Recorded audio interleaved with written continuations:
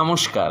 আজকে খুব সুন্দর একটা ঘটনা আমরা শ্রবণ মনন নিধিধ্যাসন করব। খুব সুন্দর ঘটনাটা এইরকম কি না, জয়রামবাটিতে মা রয়েছেন।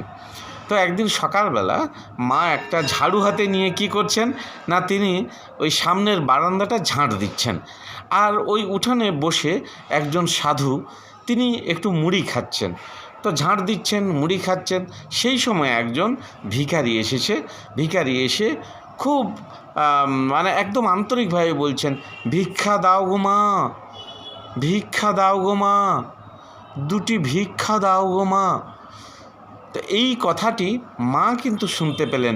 মা শুনতে পেয়ে হঠাৎ মায়ের ভেতর থেকে স্বতঃস্ফূর্তভাবে আপনা আপনি বেরিয়ে এলো কি, আমি আর অনন্ত হাতে কাজ শেষ করতে পারছি না। এইটা যখন বলেছেন, এত কোমল স্বরে মা বললেন, এত আন্তরিকভাবে এইটা বললেন যে আমি আমার এই অনন্ত হাত দিয়ে আর কাজ শেষ করতে পারছি না, এত করুণভাবে, এত কোমলভাবে মা বললেন, ওই সাধুর হৃদয় যেন স্পর্শ করলো। সাধু যেন তাড়াক করে লাফিয়ে উঠলেন। তিনি মায়ের দিকে তাকিয়েছেন যে মা এইরকম একটা কথা বললেন, আর মাও সেই সময় সেই সাধুর দিকে তাকিয়েছেন। তারপরে হঠাৎ যেন মায়ের সম্বিত ফিরে এলো। মা বললেন, দেখো বাছা, ওই সাধুর দিকে তাকিয়ে বলছে, দেখো বাছা, আমার দুটো হাত, আমার এই দুটো হাত, আর আমি কিনা বলছি আমার অনন্ত হাত। দেখো কি কাণ্ড। সাধু কিন্তু বুঝতে পারলেন যে মায়ের মুখ থেকে একটা পারমার্থিক একটা উপলব্ধি যেন বেরিয়ে এলো।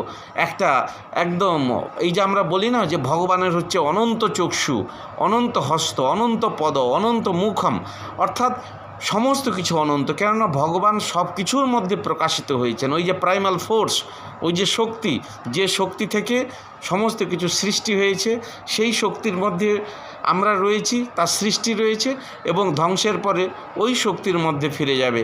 আনন্দ মানি খালমি মানি ভূতানি জানতে, অর্থাৎ সমস্ত ভূত, সমস্ত সৃষ্টি আনন্দ থেকে এসেছে, আনন্দের মধ্যে আছে এবং অবশেষে আনন্দেই ফিরে যাবে।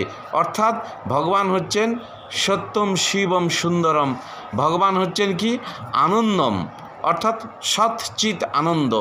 সৎ মানে পার্মানেন্ট, স্থায়ী, চিৎ মানে হচ্ছে জ্ঞান, আর আনন্দ মানে হচ্ছে আনন্দ।